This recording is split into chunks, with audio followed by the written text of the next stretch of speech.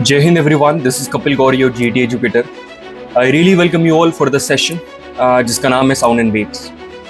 Last time जो मेरे से लास्ट टाइम पढ़े हैं उनको थोड़ा बहुत याद होगा, जब मैंने इंटरेक्शन करा था all India rank 18 Sarang Ingle के साथ, तो वहाँ पर उसने भी ये चीज़ को मेंशन करा था कि कुछ टॉपिक्स ऐसे हैं फिजिक्स में जिनको गलती से भी नहीं छोड़ना। इसलिए नहीं क्योंकि सवाल वहाँ से आते हैं, इसलिए क्योंकि बहुत ही सिंपल टॉपिक होते हैं। मतलब शुरुआत में जिसने आज तक नहीं पढ़ा है उसको थोड़ा बहुत कठिन लग सकता है, मगर एक बार बढ़िया तरीके से जब क्वेश्चन को हम लोग अप्रोच कर लेते हैं, ये वाला जो टॉपिक है काफ़ी इजी रहता है और काफ़ी सिंपल रहता है और स्कोर करने में बहुत आसानी होती है। सो लास्ट टाइम जिसको भी याद है नहीं है कोई बात नहीं, ठीक है। जिस AIR 18 की बात कर रहे थे उनकी पिक्चर यहीं पर आपके सामने गिवन। तो यहाँ पर talking about the topic that we are going to start sound and waves, यदि अपन इसकी हिस्ट्री के बारे में बात करें जो अभी NDA 1 2025 में पेपर हुआ था, तो उसमें 3 सवाल आए थे। पहला वाला सवाल जो कि मैंने यहाँ पर करवा रखा था, ठीक है, 2 बार यहाँ पर करवा रखा था, 3 बार यहाँ पर उसका जिक्र करा था, पहला सवाल। दूसरा सवाल एको के बारे में यहाँ पर करवा रखा था। तीसरा वाला सवाल ये यहाँ पर एज इट इज मैंने करवा रखा था। ये तीनों सवाल ऑलरेडी मैंने करवा रखे थे, मगर उसके बाद भी मैं सही बता रहा हूँ, ये जो क्वेश्चन थे दे वर रियली सिंपल, एकदम जो मैं बोलता हूँ ना आसान सवाल हैं ये वो। मगर इसका मतलब ये तो है नहीं कि जितने भी पास्ट में क्वेश्चन पूछे हुए हैं साउंड एंड वेव्स को लेकर वो सारे के सारे आसान सवाल थे। No, it's not like that, ठीक है, ऐसा नहीं है। काफ़ी बढ़िया लेवल के भी क्वेश्चन पूछे हुए। क्या इसका मतलब ये है कि उन क्वेश्चन को हमको छोड़ देना चाहिए? बिल्कुल भी नहीं, काफ़ी बढ़िया क्वेश्चंस हैं वो। अब देखिए, मैं आप सभी को एक बात बता रहा हूँ, द मोस्ट इंपॉर्टेंट थिंग, ठीक है, मैं हमेशा स्टार्टिंग से लास्ट तक बोलते आ रहा हूँ, इज दी अप्रोच, ठीक है। उसी अप्रोच को ध्यान में रखते हुए मैं सारे के सारे प्रीवियस क्वेश्चन आप सभी को साउंड एंड वेव्स के यहाँ पर सवाल सॉल्व करवाने वाला हूँ। एक बात मैं आप सभी को क्लियरली कहना चाहता हूँ कि whenever I am solving the previous question, तो जब भी मैं प्रीवियस क्वेश्चन कर रहा हूँ मेरा फोकस सिर्फ आंसर नहीं होता है, ठीक है। आंसर हमारा फोकस नहीं होता है, हमारा फोकस, ठीक है, आंसर तो इवेंचुअली आ ही जाएगा, आंसर ही आपको 4 मार्क्स देकर जाएगा, बिल्कुल अच्छी बात है, मगर वो होता है एग्जाम में। जब आप तैयारी कर रहे हो, तैयारी ऐसी करो कि जंग में बस आपको क्या परिणाम देना पड़े, और जितना भी अभ्यास वगैरह वो सारा अभ्यास के दौरान आप सारा सब कुछ कर लो, यहीं से सब कुछ जीत कर चले जाओ। तो यहाँ पर अपन क्या करते हैं, यहाँ पर अपन अप्रोच के ऊपर फोकस करते हैं, यहाँ पर क्या गलतियाँ आपको नहीं करनी है और क्या चीज़ें दिमाग में रखनी है उसकी तरफ बात करते हैं। अपन एडिशनल इन्फॉर्मेशन को भी यहाँ पर ग्रास्प करते हैं, सारी चीज़ें यहाँ से करते हैं। तो बिल्कुल अपन यहाँ से स्टार्ट करेंगे, और जिसको भी ये वाला सेशन एकदम बेसिक से देखना है, ठीक है, एकदम जीरो से कि साउंड क्या होता है, वेव्स क्या होती हैं, और फिर साथ में कुछ प्रीवियस क्वेश्चन करने। तो यहाँ पर मतलब डिस्क्रिप्शन में एक लिंक है वीडियो का, आप जाकर वो वाला सेशन देख सकते हो। मगर एक चीज़ मैं आप सभी से कहूँगा, ये वाला सेशन डायरेक्टली देखो, उसके बाद आप बेसिक से स्टार्ट करना, क्योंकि यहाँ से जब आप देखोगे ना आपको समझ में आएगा कि रियल कंपटीशन क्या है, ठीक है, कि रियल में हम किस तरीके से सवाल को अप्रोच करने वाले हैं। और जिसको भी डायरेक्टली देखना है वो ऐसा नहीं है, साइड में जो बेसिक्स है वो मैं यहाँ पर भी बता दूंगा, जो एक क्वेश्चन को सॉल्व करने के लिए जरूरत होती है। तो यहाँ से आपको पता चलेगा किस तरीके से प्रीवियस क्वेश्चन एम करे जाते हैं when you are preparing for exam which is being conducted by UPSC। किस तरीके से जो एडिशनल इन्फॉर्मेशन है, जो मिसलिनियस इन्फॉर्मेशन है, यदि वो भले ही क्वेश्चन में पूछा हुआ है, मगर फ्यूचरिस्टिक अप्रोच को ध्यान में रखते हुए कैसे आप उसको फोरकास्ट कर सकते हो और अपने दिमाग में रख सकते हो कि हाँ भाई ये फ्यूचर में आ सकता है, इसलिए मैं दिमाग में रखूँ। कौन सी चीज़ों को स्कैटर आउट करना है, कौन सी चीज़ों को कंसिडर करना है, और किन चीज़ों को साथ में याद करते हुए चलना है, ये सारी चीज़ें आप यहाँ से सीखने वाले हो। तो बढ़िया तरीके से बैठ जाइए, कॉपी पेन उठाकर, ठीक है। एक बहुत ही बढ़िया सेशन का यहाँ पर अपन लोग आरंभ करने वाले हैं जिसका नाम है साउंड एंड वेव्स, ठीक है। चलिए, तो पहला क्वेश्चन अपन उठाते हैं, सीधा क्वेश्चन की तरफ जाते हैं। पहला क्वेश्चन यहाँ पर क्या पूछ रहा है ये कि which one of the following statement is true for sound and waves propagation in air, ठीक है। एक मतलब साउंड वेव है, साउंड की वेव्स हैं जो कि एयर में प्रोपगेट कर रही है, उसकी कौन सी स्टेटमेंट उसके रिगार्डिंग यहाँ पर क्या है, सही है, ट्रू हमको बताना है कौन सी स्टेटमेंट सही है। तो sound is an electromagnetic wave and transverse in nature, और मैकेनिकल वेव। तो पहली बात 3 वर्ड यहाँ पर देखे, इलेक्ट्रोमैग्नेटिक, ट्रांसवर्स एंड मैकेनिकल। मैं चाहूँ तो आपको सीधे आंसर बता सकता हूँ इसका आंसर क्या है, मगर मैं आप सभी को एक बात कहना चाहूँगा, सुनिएगा मेरी बात ध्यान से। जो हमारी साउंड वेव होती है ना, साउंड की जो वेव होती है, ये साउंड की वेव होती है मैकेनिकल वेव, ठीक है। पहली बात तो ये होती है मैकेनिकल वेव, ठीक है। 2 प्रकार की वेव्स है, एक है मैकेनिकल वेव और एक है इलेक्ट्रोमैग्नेटिक वेव। मैकेनिकल वेव्स को मीडियम की रिक्वायरमेंट होती है, जो इलेक्ट्रोमैग्नेटिक वेव्स है दे do not require any medium, इनको कोई भी मीडियम की रिक्वायरमेंट नहीं है, दे do not require any medium. अब जो मैकेनिकल वेव्स हैं ये दो प्रकार की होती हैं, एक होता है लॉन्जिट्यूडनल वेव और दूसरा होता है transverse wave. Longitudinal and transverse wave दो प्रकार की वेव्स है। लॉन्जिट्यूडनल का एग्जाम्पल है साउंड वेव और ट्रांसवर्स का एग्जाम्पल है लाइट। जो साउंड वेव है आप सभी को पता होना चाहिए, साउंड वेव ट्रैवल कैसे करती है। देखो कभी भी आपको वर्ड आए ना प्रोपगेट, ठीक है, प्रोपगेट, पहली चीज होती है प्रोडक्शन, ठीक है, प्रोड्यूस, मतलब साउंड वेव प्रोड्यूस हुई।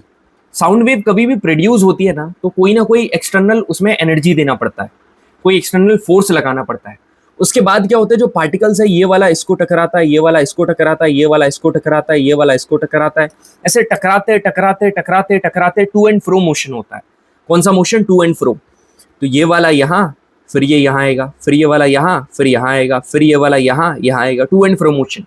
इसको कहा जाता है ट्रैवल करना, और ट्रैवल करने को हम लोग बोलते हैं प्रोपगेट, ठीक है। ट्रैवल करने को हम लोग क्या बोलते हैं? प्रोपगेशन। तो अब आगे बढ़ते हैं। तो उसी प्रोपगेशन को बात करते हुए साउंड की waves to and fro motion करती है और लाइट की waves up and down movement करती है। जो लॉन्जिट्यूडनल वेव है, जो साउंड वेव है, उसमें जो पार्टिकल्स का डायरेक्शन है, आप देखो the direction of the vibration of the particle is parallel to the direction of the wave.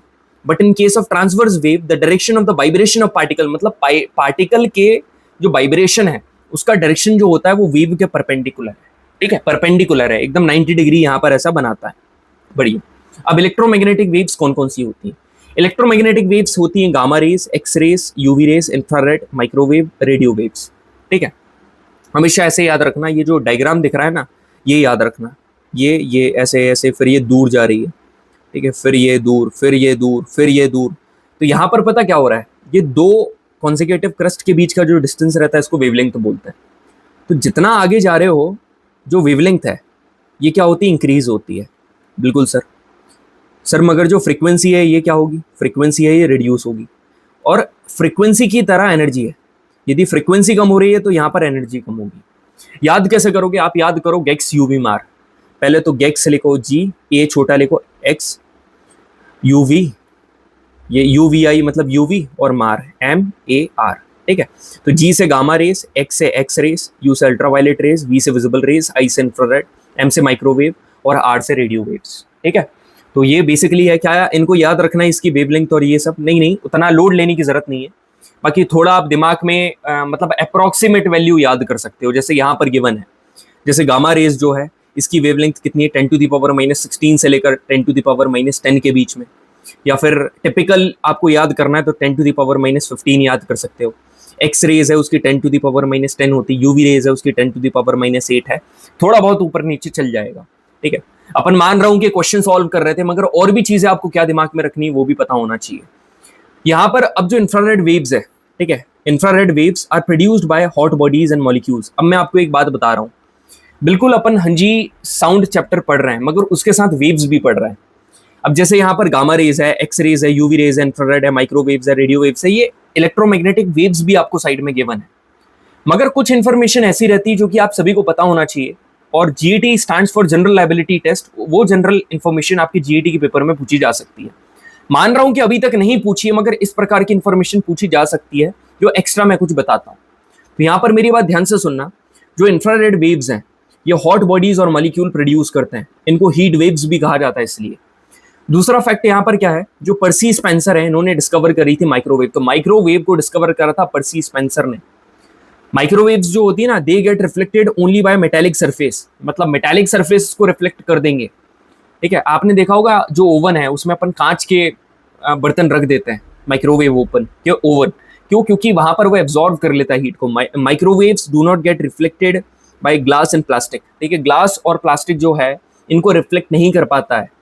There frequency is absorbed by the water, मतलब पानी इनकी फ्रीक्वेंसी को क्या कर लेता है? एब्जॉर्व कर लेता है।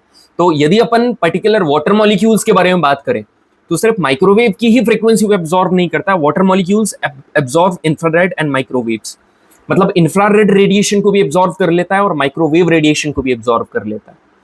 आखिरी चीज यहाँ पर यह है रडार सिस्टम। आपको तो पता ही होना चाहिए भाई, फौज की तैयारी कर रहे हो, और ये वाला फैक्ट बहुत इंपॉर्टेंट है।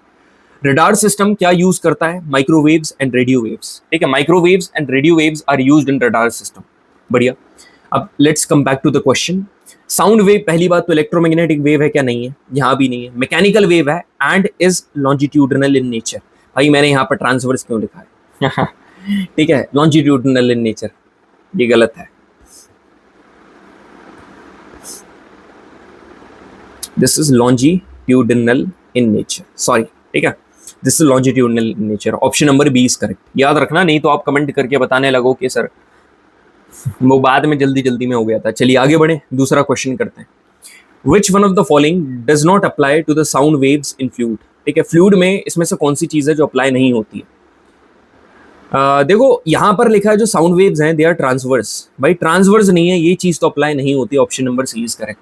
क्यों? क्योंकि sound waves are longitudinal wave, अभी मैंने बताया sound waves are longitudinal waves. ठीक है, बढ़िया सर, बढ़िया, अच्छी बात है। यहाँ पर देखिए, विच one among the following waves carries the maximum energy पर फोटोन? तो मैक्सिमम एनर्जी आपने देखा होगा, जैसे जैसे इधर जा रहे थे जो वेवलेंथ थी वो बढ़ रही थी, फ्रीक्वेंसी कम हो रही थी और एनर्जी कम हो रही थी। तो ज़्यादा एनर्जी यहाँ है। गामा रेज है क्या? नहीं है। फिर एक्स रेज है क्या ऑप्शन में? है। तो option number A is correct. यदि गामा होता तो गामा लगा देते, सबसे ज़्यादा एनर्जी वही रिलीज करता, मतलब वही कैरी करता। अब गामा नहीं है तो उसके बाद वाला जो एक्स रेज है उसको लगा दिया। यहाँ पर क्वेश्चन क्या है? Which one among the following waves are called waves of heat energy? ये तो आंसर आप ही बताओ यार। हीट वेव्स किसको कहा जाता है? इंफ्रारेड वेव्स को हम लोग हीट वेव्स बोलते हैं। ठीक है, which one of the following example about X rays is not true? देखिए मैं आप सभी को एक बढ़िया सी बात बता रहा हूँ, मेरी बात ध्यान से सुनना। ठीक है, सारे के सारे। क्या होता है, कोई भी एक मेटेलिक सरफेस है, ठीक है, कोई भी एक मेटल है, ठीक है, कोई भी एक मेटल की बॉडी है, ठीक है, इस मेटल की बॉडी से जब इलेक्ट्रॉन टकराता है ना, इलेक्ट्रॉन टकराता है, तो यहाँ पर जो एनर्जी डेवलप होती है, ठीक है, वो पता किसके फॉर्म में होती है? किसके फॉर्म में होती है? वो होती है एक्स रेज के फॉर्म में।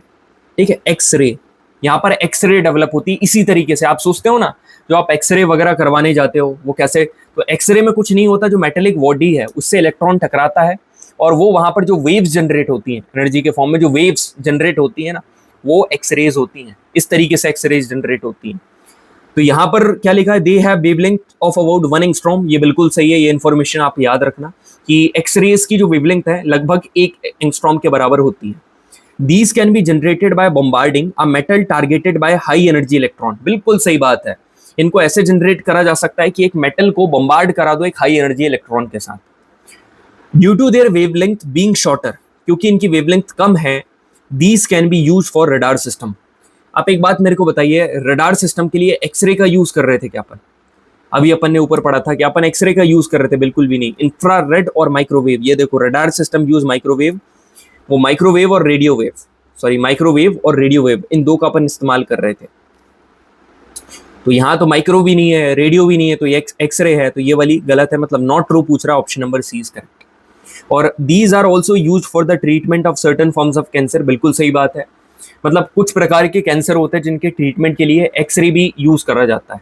ठीक, बढ़िया। यहाँ पर दूसरा है, इसको जरा थोड़ा सा बड़ा कर लेने दीजिए मुझे। Infrared waves are also called heat waves. जो इंफ्रारेड वेव्स हैं इनको हीट वेव्स भी कहा जाता है।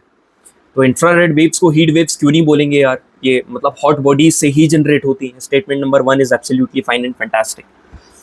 स्टेटमेंट नंबर 2 यहाँ पर क्या बोल रही है? जो वाटर मॉलिक्यूल्स हैं दे रीडीली एब्जॉर्ब इंफ्रारेड वेव्स। रीडीली का मतलब होता है इजीली, याद रखना, रीडीली का मतलब होता है इजीली। तो जो वाटर मॉलिक्यूल्स हैं क्या वो इजीली इंफ्रारेड वेव्स को एब्जॉर्ब कर लेते हैं? बिल्कुल कर लेते हैं, बिल्कुल। ठीक है, तो both the statements are correct.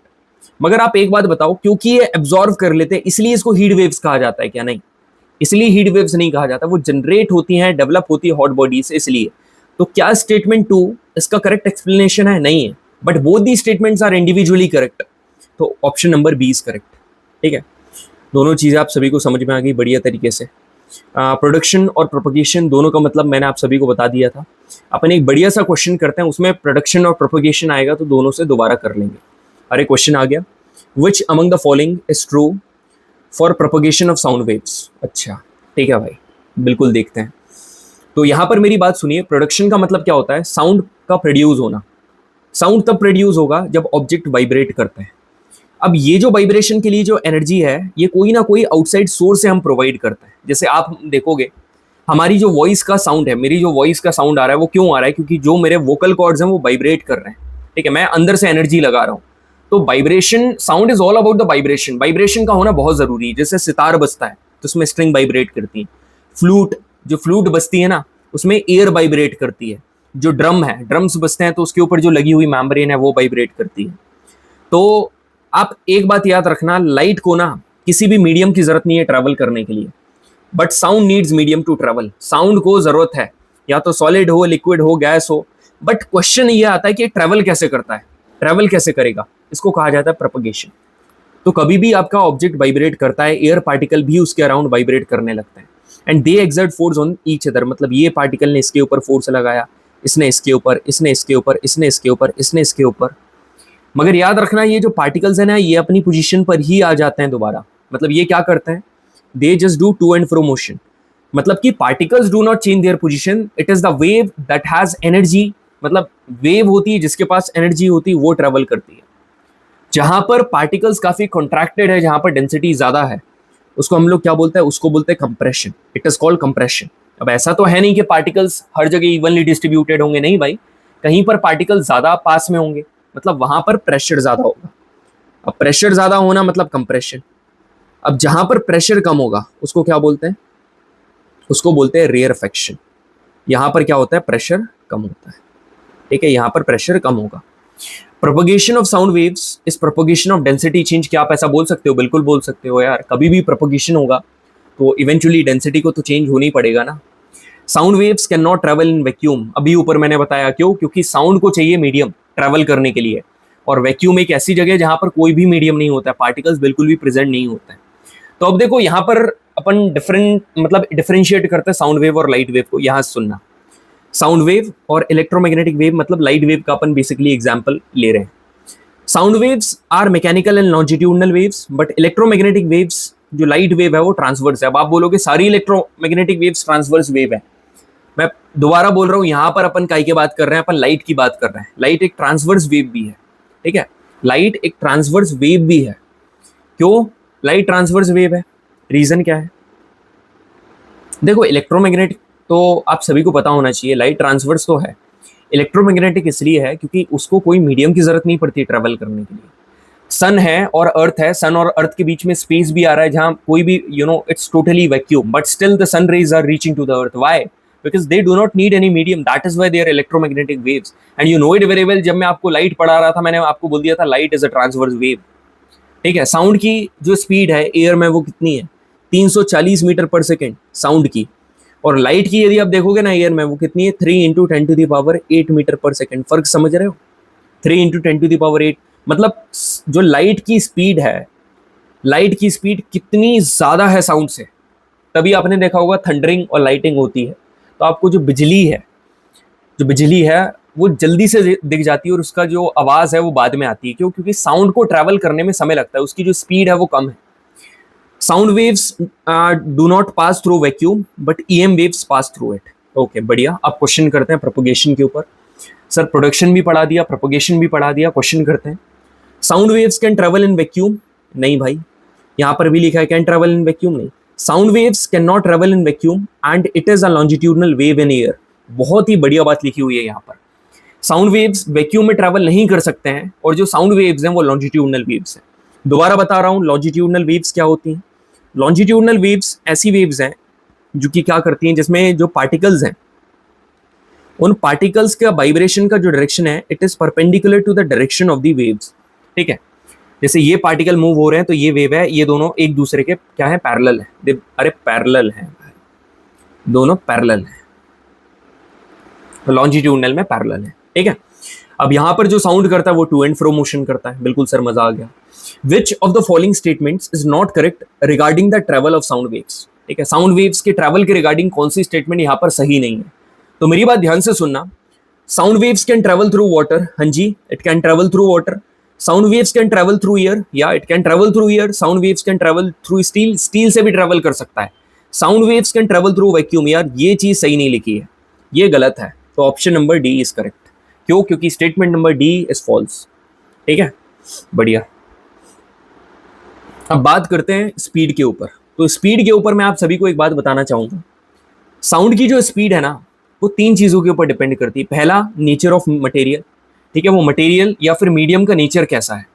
जैसे सॉलिड, लिक्विड, गैस, ये 3 मीडियम है, ये 3 है। सॉलिड में जो स्पीड होती है साउंड की वो सबसे ज्यादा रहती है, लिक्विड में उससे कम, और सबसे कम गैस में।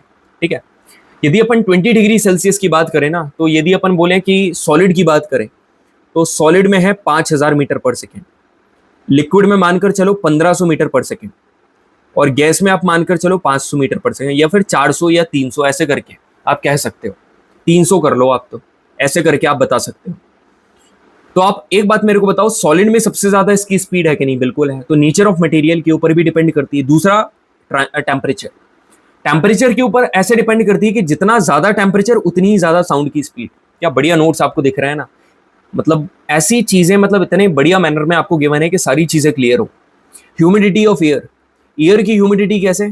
मतलब ह्यूमिड एयर जो है, ह्यूमिड एयर मतलब हवा में जितनी उमस ज्यादा रहेगी उतनी ही साउंड की स्पीड ज्यादा रहेगी। मतलब ह्यूमिडिटी वाली जो जगह रहती है वहां पर साउंड की स्पीड काफी ज्यादा रहती है देन ड्राई एयर। क्वेश्चन करते हैं, which one of the following statements about sound is not correct? Sound के रिगार्डिंग कौन सी स्टेटमेंट सही नहीं है? Sound travels at a speed slower then the speed of light. Sound travel करता है at a speed slower then the speed of light. तो बिल्कुल सही बात है, ये तो सही है यार। साउंड की स्पीड है कितनी? 340 है, और लाइट की कितनी? 3 इंटू 10⁸, 8 जीरो लगा दो उसमें। तो यार लाइट की स्पीड तो काफी ज्यादा है ना। Sound waves are transverse wave, ये क्या बात हुई यार? गलत है ये, ठीक है, ये गलत है। यहाँ क्या लिखा है? Sound travels faster in moist air than in dry air. तो जो मॉइस्चर वाली एयर है, जिसमें ह्यूमिडिटी ज्यादा है, नमी ज्यादा है, उसमें ज्यादा फास्ट ट्रेवल करती है देन ड्राई एयर। ये भी सही है। तो ऑलरेडी अपन ने जान लिया है कि ऑप्शन नंबर बी सही नहीं है। क्यों? क्योंकि साउंड वेव एक लॉन्जिट्यूडनल वेव है, ट्रांसवर्स वेव नहीं है। ठीक है, चलिए ये वाला क्वेश्चन देखते हैं। ये वाला क्वेश्चन क्या है कि which one of the following statements about the speed of sound waves is not correct? ठीक है, साउंड वेव्स की स्पीड के रिगार्डिंग कौन सी यहां पर स्टेटमेंट सही नहीं है? Speed of sound waves in steel is higher than in water.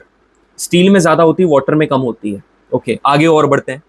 Speed of sound waves in air decreases with the increase in temperature. क्या बोल रहा है कि टेम्परेचर बढ़ाओगे तो जो साउंड की स्पीड है वो क्या होगी? कम होगी। यहाँ पर ये लिखा हुआ है। क्या ऐसा है? यार ऐसा नहीं है भाई। आप टेम्परेचर बढ़ाओगे मतलब टेम्परेचर जितना ज्यादा होगा साउंड की स्पीड उतनी ही ज्यादा होगी।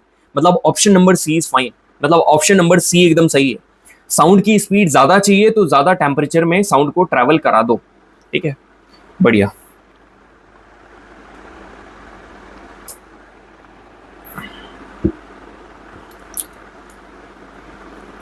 एट 20 डिग्री सेल्सियस, ठीक है, the speed of sound in water, मतलब वाटर में साउंड की स्पीड कितनी होगी? तो वाटर में the speed of the sound is approximately कितनी होगी? तो देखिए 5000 तो सॉलिड में होगी, ठीक है, 1500 तो लिक्विड में होगी, और 330 गैस में होगी। तो आपसे वाटर में पूछ रहा है तो 1500 is correct. 1500 is absolutely correct. तो बढ़िया यार, आप देख रहे हो आपके कंसेप्ट भी क्लियर हो रहे हैं, और आप सबसे जरूरी मतलब प्रीवियस ईयर क्वेश्चन कर रहे हो। रिपीट होंगे भाई, आपके एग्जाम में क्वेश्चन पक्का दिखेगा, यहां से पक्का दिखेगा। आप करके तो जाओ बढ़िया तरीके से। The flash of lightning is seen before the thunder storm is heard. मतलब जो बिजली कड़कती है ना, उसका जो फ्लैश आता है, अपन बोलते हैं कि फोटो क्लिक कर रहे हैं भगवान ऊपर से, तो उसका जो फ्लैश पड़ता है वो जल्दी से आ जाता है, मगर जो थंडर स्टॉर्म की आवाज है वो बाद में आती है। क्यों? क्योंकि light travels much faster than sound. Option number B is correct. Light जो है वो साउंड से ज्यादा फास्ट ट्रेवल करता है। बढ़िया सर, मजा आ गया। ठीक है, चलिए अब क्वेश्चन करते हैं। तो पहले मैं आपको दो चीजें बता देता हूँ, ठीक है। यहाँ पर ये आपको पूरी वेव दिख रही है, मैं हाथ से बनाता हूँ, आपको ज्यादा समझ में आएगा। ये देखो, ये आप देखो, ये पूरी अपनी वेव है, ठीक है, ये पूरी वेव बन रही है। हाँ जी सर, वेव बन रही है। जो आपको ऊपर दिख रहा है ना, यहाँ पर ऊपर, इसको कहा जाता है पीक, मतलब क्रेस्ट। ठीक है, दिस इज क्रेस्ट। समझना यार, फील करो, ठीक है। और जो नीचे वाला पॉइंट है इसको अपन क्या बोलते हैं? ट्रफ। ये है ट्रफ। तो दो कंसेक्यूटिव क्रेस्ट के बीच में, ये यहाँ पर दो कंसेक्यूटिव क्रेस्ट हैं, इन दो कंसेक्यूटिव क्रेस्ट के बीच का जो डिस्टेंस है इसको बोलते हैं वेव की लेंथ, मतलब वेव लेंथ। ठीक है, या फिर दो कंसेक्यूटिव ट्रफ के बीच के डिस्टेंस को भी यही बोलते हैं, बात बराबर है। ठीक है, बढ़िया सर। जो मैक्सिमम हाइट है, जो मैक्सिमम हाइट आपको दिख रही है, हाइट, ठीक है, मैक्सिमम पीक, मतलब जो ओरिजिनल अनडिस्टर्ब्ड पोजीशन है, मतलब जहां से उसको डिस्टर्ब नहीं करा था, ये वाली पोजीशन है ना, ये लाइन वाली पोजीशन, उससे मैक्सिमम हाइट तक वो कितना गया है, इसको अपन क्या बोलते हैं, इसको बोलते हैं amplitude. This is called amplitude. ठीक है, वेवलेंथ और एम्पलीट्यूड। अब सर फ्रीक्वेंसी क्या होता है, पर यूनिट टाइम में, ठीक है, पर यूनिट टाइम में कितनी बार वाइब्रेशन हो रहा है, इसको हम लोग क्या बोलते हैं, फ्रीक्वेंसी बोलते हैं। तो उसको हम लोग क्या बोलेंगे, उसको बोलेंगे हम लोग फ्रीक्वेंसी। तो तीन चीजें सर हमने देख ली है। ठीक है, वेवलेंथ देख ली, वेवलेंथ की ऐसा यूनिट क्या है, लेंथ की है मीटर, एम्पलीट्यूड की क्या है, हाइट, मतलब इसकी भी मीटर, और फ्रीक्वेंसी की होती है हर्ट्स। ठीक है, अब मैं आपको सभी को बताता हूं, जो फ्रीक्वेंसी है ना, फ्रीक्वेंसी को अपन बोलते हैं, this frequency is known as 1/t। अब 1/t मतलब टाइम भी है। तो अब मैं आपको बताता हूँ, एक क्वेश्चन करवाता हूँ बढ़िया सा, यहाँ पर सुनना, कि which one of the following can not be the unit of frequency of sound wave. तो जो फ्रीक्वेंसी है दिस इज 1/t। तो 1 कितना हो जाएगा सर, सेकेंड। तो एक तो सेकेंड इनवर्स, एक मिनट इनवर्स, या फिर आर इनवर्स, या फिर जो इसकी ऐसा यूनिट है वो तो याद रखना, जो कि होती है हर्ट्स। ठीक है, तो इसमें जो डेसिबल लिखी हुई है ये नहीं है। ठीक है, क्योंकि कैन नॉट पूछ रहा है कि कौन सी यूनिट नहीं हो सकती, और जो है वो क्या है, एस इनवर्स, जेड और मिनट इनवर्स। मेरे को बताना आप सभी को मजा आ रहा है कि नहीं, कमेंट सेक्शन में। मेरा यार यहाँ ड्रामा करने का उद्देश्य नहीं होता है। ठीक है, ऐसा नहीं है कि मैंने ऐसे 10-12 प्रीवियस ईयर क्वेश्चन करवा दिए और मैं चला गया टाइम पास करके। ठीक है, I don't come here to pass my time. ठीक है,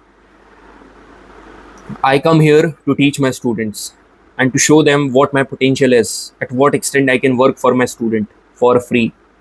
ठीक है, तो यहाँ पर मैंने वेवलेंथ बता दिया, ये सारी चीज़ें वेवलेंथ की अलग अलग डेफिनेशन भी यहाँ पर एक्स्ट्रा इन्फॉर्मेशन के तौर पर मैं आपको दे रहा हूँ, कि length between two consecutive trough and crest, distance between the centres of. अब देखो, यदि ये डेंसिटी डिनोट कर रहा है तो डेंसिटी ज़्यादा हुई, ज़्यादा हुई, ज़्यादा, ओके, फिर डेंसिटी कम हुई, कम हुई, कम हुई, फिर डेंसिटी ज़्यादा हुई, ज़्यादा हुई, ज़्यादा हुई। ठीक है, तो डेंसिटी ज्यादा कहां पर होगी, कंप्रेशन, ये भी कंप्रेशन। डेंसिटी कम हुई, रेयरफेक्शन, रेयरफेक्शन। तो दो कंप्रेशन के सेंटर के बीच का डिस्टेंस को भी तो वेवलेंथ तो बोलेंगे, वही यहां पर लिखा है। वेवलेंथ को डिनोट करता है लैम्बडा से, ऐसे, इसको हम लोग क्या बोलते हैं, लैम्बडा, इसको बोलते हैं लैम्बडा। ठीक है, ऐसा ही यूनिट है। अब frequency is the number of complete waves produce in 1 second, number of vibration in पर सेकंड, नंबर ऑफ कंप्रेशन और रेयरफेक्शन पास्ड इन 1 सेकंड। देख रहे हो कितनी चीजें बता रहा हूं। इसको डिनोट करते हैं न्यू से। भाई मैं तो यार सिंबल एफ ही लिखता हूँ, ये न्यू ऐसा बनाओ, कई बार वी जैसा बन जाए तो स्पीड वाला फॉर्मूला लग जाए, वो गलत है। मैं तो ये लिखता हूँ भाई। ठीक है, बाकी जैसी आपकी इच्छा, मेरा काम बताने का था, जो स्टैंडर्ड चीज़ें हैं वो नहीं बताऊंगा तो ठीक नहीं रहेगा, मैंने बता दिया। ऐसा यूनिट है हर्ट्स, 1 हर्ट्स मतलब कि 1 वाइब्रेशन पर सेकेंड। चलिए, बिगर यूनिट ऑफ फ्रीक्वेंसी मतलब किलो हर्ट्ज लिखा है, मतलब किलो हर्ट्ज लिखा है ना, तो 1 किलो हर्ट्ज मतलब कि 1000 हर्ट्ज पता होना चाहिए। फ्रीक्वेंसी ऑफ द वेव याद रखना, देखो हर वेव की कोई ना कोई फ्रीक्वेंसी होती है, और मैंने आप सभी को बताया था कि वेव कोई ना कोई एक एक्सटर्नल सोर्स होता है, वो प्रोड्यूस करता है, मतलब जो वाइब्रेटिंग बॉडी है वो प्रोड्यूस करती है। तो वाइब्रेटिंग बॉडी की जो फ्रीक्वेंसी है वही फ्रीक्वेंसी वेव की होगी। ठीक है, बस ये एक्स्ट्रा इन्फॉर्मेशन के तौर पर मैंने बता दिया। एक और क्वेश्चन अपन बढ़िया लेवल का लगाते हैं। क्या क्वेश्चन है भाई, ये देखो, Which one among the following is true for the speed of sound in a given medium? ठीक है, कौन सी चीज सही है स्पीड ऑफ साउंड के तौर पर। तो मैं आपको एक बात बता रहा हूं, सुनना, यदि स्पीड चेंज हो रही है ना, इफ द स्पीड चेंजेस, एक चीज है जो कि कांस्टेंट होने वाली है, वो होता क्या है, वो रहेगी फ्रीक्वेंसी। याद रखना, अभी एक रिलेशन मैं बताऊंगा, उसके हिसाब से जो फ्रीक्वेंसी है it is going to remain constant. ठीक है, it is going to remain same at all frequency. ठीक है, speed of the sound remain same at all frequency, मतलब हर फ्रीक्वेंसी पर जो साउंड की स्पीड है वो सेम रहने वाली है। समझ में आ रहा है, मतलब आप समझो, जो साउंड की स्पीड है वो सेम रहती है, साउंड की स्पीड सेम रहती है अलग अलग फ्रीक्वेंसी पर भी। क्यों, ऐसा क्यों है, अभी थोड़ी देर में आपको पता चलेगा। ये वाला क्वेश्चन तो ऑप्टिक्स में करा था यार, छोड़ो, ऑप्टिक्स का क्वेश्चन है वो तो ऐसे ही कर लिया, इसका भी फ्रीक्वेंसी, वो ऐसे क्वेश्चन पूछना है। मैं आपको एक बात बताऊं, कभी भी ऐसे क्वेश्चन पूछे स्पीड एम्पलीट्यूड कौन सी चीज कांस्टेंट है, तो भाई मोस्ट ऑफ द केस में ना फ्रीक्वेंसी होती है। ऑप्टिक्स में भी ये वाला क्वेश्चन मैंने आपको करवाया है, जब मैं करवा रहा था श्योर शॉर्ट, ये वाला क्वेश्चन मैंने करवाया है। ठीक है, टाइम पीरियड भी बता दिया कि एक वाइब्रेशन को करने में कितना टाइम पीरियड लग रहा है, एंड दिस इज जो फ्रीक्वेंसी है 1/t, तो ये t होता है, यही टाइम पीरियड होता है। ठीक है, इसी को हम लोग टाइम पीरियड बोलते हैं। तो क्वेश्चन करें, the amplitude of sound wave is measured in the unit of, amplitude को काय में मेजर करेंगे यार? एम्पलीट्यूड मतलब मैक्सिमम हाइट, ठीक है। एम्पलीट्यूड का मतलब the maximum displacement of the particle from the original undisturbed position, मतलब ओरिजिनल पोजीशन ये और मैक्सिमम डिस्प्लेसमेंट हाई तक हुआ। डिनोट करते हैं एस और एसआई यूनिट है मीटर, और मीटर काय की यूनिट है? डिस्टेंस की। तो ऑप्शन नंबर 20 का। ठीक है, समझ में आ रहा है? गला बैठा हुआ है यार, क्या पता क्यों, मगर आवाज तो बढ़िया आ रही होगी आप सभी को। अब अपन न्यूमेरिकल्स के लिए मैं आप सभी को कुछ टिप्स बताता हूँ, ठीक है, याद रखना। देखिए, जो स्पीड होती है, speed is equal to distance upon time है, ठीक है। Speed is equal to distance upon time. तो यहाँ पर अपन स्पीड की बात करेंगे, मगर स्पीड ऑफ द वेव, ठीक है, साउंड वेव। और डिस्टेंस की जगह आप क्या लगा दो? डिस्टेंस मतलब वेव लेंथ, ठीक है, वेव की लेंथ। और टाइम की जगह क्या लिख दो? Time period, time period. तो speed is equal to wavelength को लैम्डा से डिनोट करते हैं, मल्टीप्लाई बाय 1/t। तो speed is equal to lambda multiply by 1/t को अपन फ्रीक्वेंसी बोल रहे थे, ये आ गया फॉर्मूला। बस अब सर एग्जीक्यूशन करना बता दो, ठीक है। मैं तेरे को प्रीवियसर क्वेश्चन करवाता हूँ 3, ठीक है, 3 करवाता हूँ, जिसके बाहर सवाल आएगा ही नहीं इस फॉर्मूले का, ठीक है। करें? बिल्कुल sir. Speed is equal to distance upon time, जो ऊपर मैंने बताया ये वही है। यहां पर देखो, ultrasonic waves of frequency 3 × 10⁵ hertz, मतलब आपको दिए फ्रीक्वेंसी, सबसे पहले वो लिखो 3 × 10⁵ hertz are pass through a medium where speed of the sound is 10 times that in air. मतलब साउंड की स्पीड दे रखी है कितनी? 10 गुना जितनी हवा में है। तो हवा में कितनी है बोल रखा है? 300। तो 300 मल्टीप्लाई बाय 10 मीटर पर सेकेंड आपको स्पीड दी है। The wavelength of this wave in that medium will be of the order, मतलब आपको क्या बताना है कि वेवलेंथ कितनी होगी। अच्छा, तो आप सभी को पता है कैसे निकाला था? Speed is equal to distance upon time, ठीक है। तो speed is equal to distance, मतलब क्या होता है? डिस्टेंस का मतलब अपन बोलते हैं वेवलेंथ, ठीक है। वेवलेंथ मल्टीप्लाई बाय, आप बोल दो फ्रीक्वेंसी, आप फ्रीक्वेंसी बोलोगे क्या? कुछ भी बोल दो, 1/t। तो आप लिख दो 1/t, ऐसे लिख दो। मैं पूरा एकदम डिराइव करके बता दे रहा हूँ, बार बार नहीं बताऊंगा। वेवलेंथ को लैम्डा बोलते हैं और 1/t को फ्रीक्वेंसी बोलते हैं। भाई तेरे को स्पीड गिवन है 10 × 300, तेरे को फ्रीक्वेंसी गिवन है 3 × 10⁵। इसको यहाँ पर कर ले, 3 × 10⁵ इज इक्वल टू लैम्डा जाएगा। कैसे लिखोगे? यहाँ पर साइड में बता रहा हूँ। इसको आप ऐसे लिख सकते हो 3 × 10⁵, बिल्कुल लिख सकते हो। यहाँ पर लिख सकते हो 3 × 10⁵। तो 3 से 3 कैंसल, 1/10⁵, मतलब 1/100 क्या हो जाएगा? मीटर। मीटर में आएगा आंसर, क्योंकि ऐसा ही यूनिट ले रहे हैं ना। अब यदि इसको सेंटीमीटर में चेंज करना है तो क्या करोगे? 1 मीटर में कितने सेंटीमीटर होते हैं? 1 मीटर में 100, तो 100 से मल्टीप्लाई कर दो। तो 1/100 मल्टीप्लाई बाय 100, 100 से 100 cancel, 1 centimetre is the correct answer. Option number A is correct, ठीक है, बढ़िया। अब यहाँ पर देखो question, a sound wave has frequency 2 kHz, ठीक है। फ्रीक्वेंसी कितनी दे रखी है? 2 kHz, मतलब ऐसा यूनिट में लिखो 2 हर्ट्ज, 2000 हर्ट्ज, ठीक है। अप्रोच देखो क्वेश्चन को कैसे सॉल्व करना है। वेवलेंथ ऑफ 35 सेंटीमीटर, मतलब लैम्डा कितना गिवन है सर? 35 सेंटीमीटर को मीटर में चेंज करना है, तो 35/100 metre, okay. If an observer is 1.4 kilometre away, अच्छा ऑब्जर्वर, तो भाई आपको डिस्टेंस कितना दे रखा है? डिस्टेंस दे रखा है 1.4 किलोमीटर, मतलब 1.4 में मल्टीप्लाई कर देना 1000 का, ये मीटर इतना डिस्टेंस, ऐसा ही यूनिट। तो ये पूरा का पूरा क्वेश्चन पता काय के ऊपर डिपेंड कर रहा था? पहले आपको ऐसा यूनिट पता होनी चाहिए, है ना, इसलिए मैं इतना एम्फेसिस कर रहा हूँ। कई बार ऐसा यूनिट के भी आपने देखा ऊपर क्वेश्चन आए, और इतना ऑप्टिक्स कर लिया, मैकेनिक्स कर लिया, इतने सारे प्रीवियसर क्वेश्चन कर लिए, इतने सारे प्रैक्टिस क्वेश्चन कर लिए। मैंने सभी से बोलता हूँ कि यार ऐसा यूनिट में कोशिश कर, ऐसा यूनिट में ही आपको वैल्यू पुटिंग करनी है, अनलेस आपको ऑप्शन किसी अलग यूनिट में दिए हुए हैं। तो अभी तो आपको ऐसा यूनिट में आपने वैल्यू पुट करी, तो आपसे पूछ रहा है कि टाइम कितना है, ठीक है। तो आप सभी को पता है जो स्पीड है, स्पीड इज इक्वल टू क्या होता है? Distance upon time. आपको फाइंड क्या करना है? आपको फाइंड करना है टाइम, आपको डिस्टेंस गिवन है। आप स्पीड कैसे निकालोगे? यदि आपको स्पीड मिल गई तो आप इजीली निकाल लोगे टाइम। अब स्पीड कैसे निकालोगे? अरे ये साइड में गिवन है ना, स्पीड इज इक्वल टू क्या करोगे? Speed is equal to lambda multiply by frequency, यही होता है ना 1/t। बिल्कुल सर। तो स्पीड कितना हो जाएगा, 35/100 मल्टीप्लाई बाय 2000, यही होता है। तो 20 से 20 कैंसिल, 35 दूनी 70, तो 700 मीटर पर सेकेंड स्पीड आ गई। तो 700 यहाँ पर पुट कर दो, 700 इज इक्वल टू डिस्टेंस कितना। अब सीधे आप वैसे करो ना, time is equal to distance upon speed, time is equal to distance upon speed. Distance कितना गिवन है भाई, 1.4 मल्टीप्लाई बाय 1000, और स्पीड कितनी निकाली, 700 निकाली।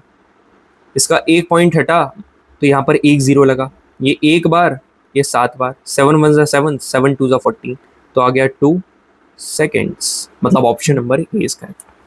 ठीक है, क्या बढ़िया क्वेश्चन था यार, मज़ा आया ना। टफेस्ट क्वेश्चन था इसको कहा जाता है, लोग बोलते हैं, मगर क्या लगा तुमको ये टफ है? कहीं से कहीं तक कुछ भी टफ नहीं था। आगे बढ़े एकदम जोश के साथ। बिल्कुल sir. A sound wave has a frequency of 1 kilohertz. Sound wave की जो फ्रीक्वेंसी है यह है 1000 हर्ट्ज, क्या पहले ऐसा ही यूनिट, एंड वेवलेंथ 50 सेंटीमीटर। मतलब लैम्डा कितना गिवन है, 50/100 मीटर। तो how long will it travel to take 1 kilometre. तो भाई तेरे को डिस्टेंस दे रखा है 1 किलोमीटर, तो बस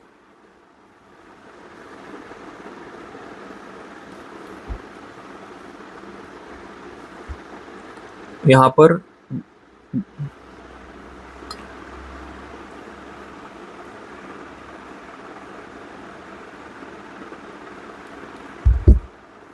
डिस्टेंस, ठीक है।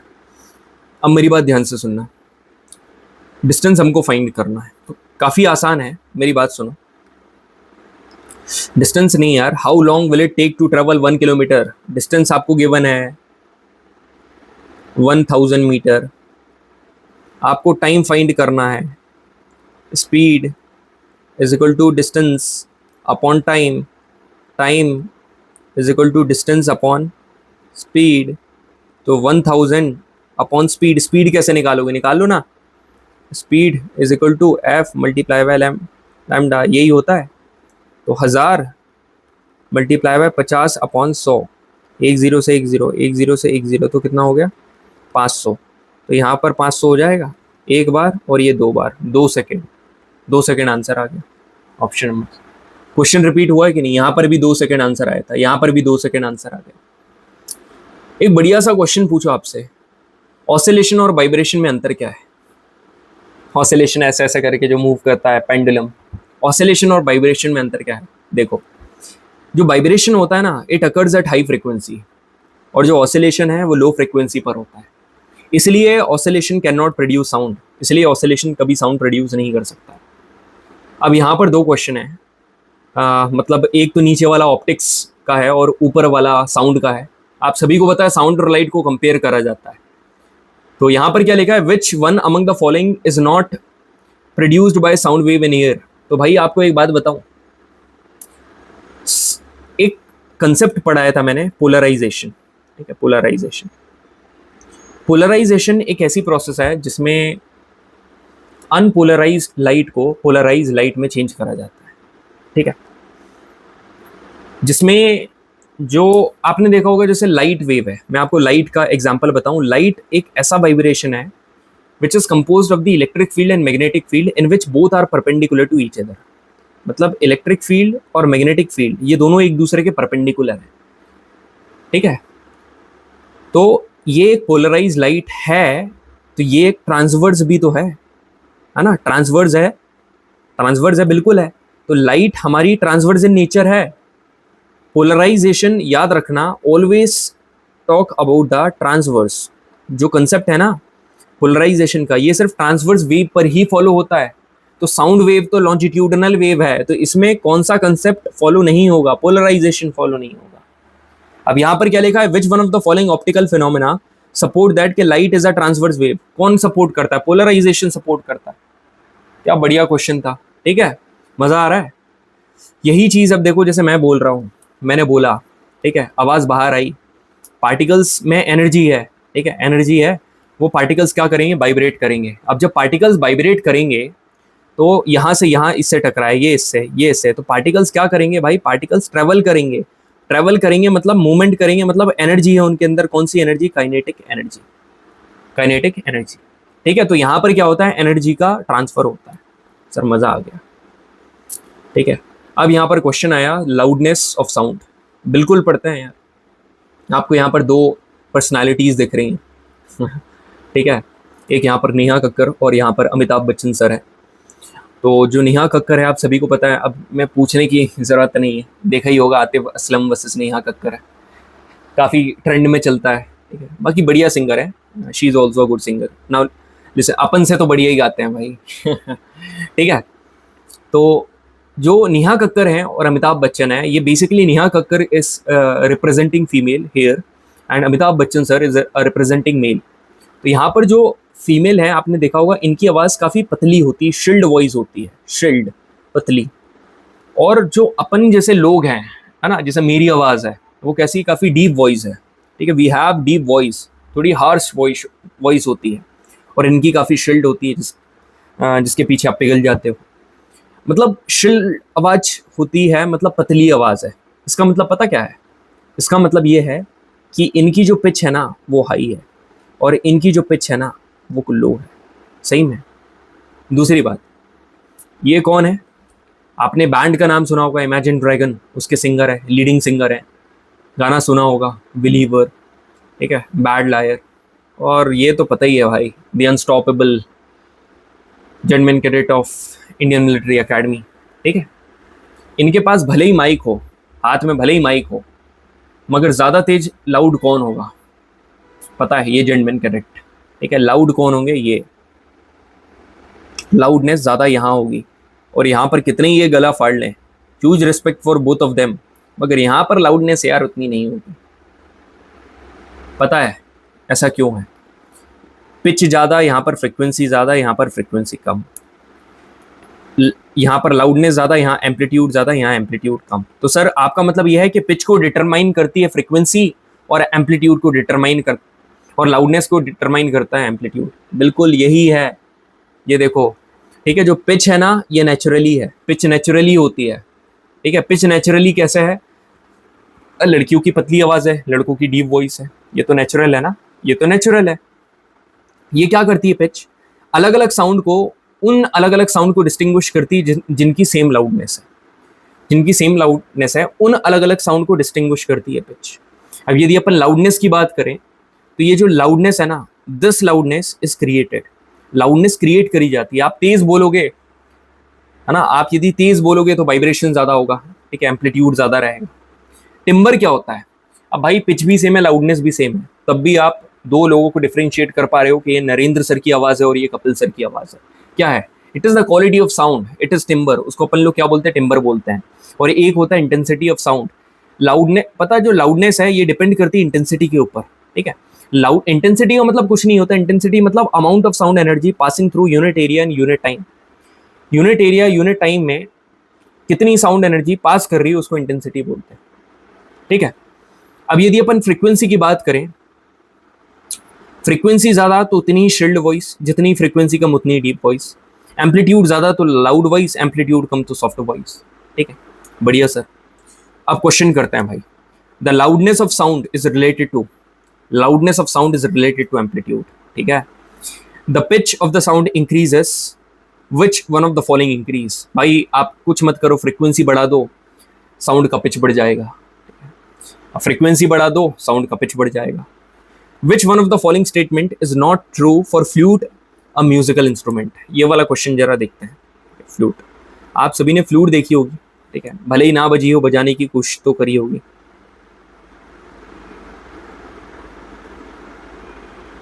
अरे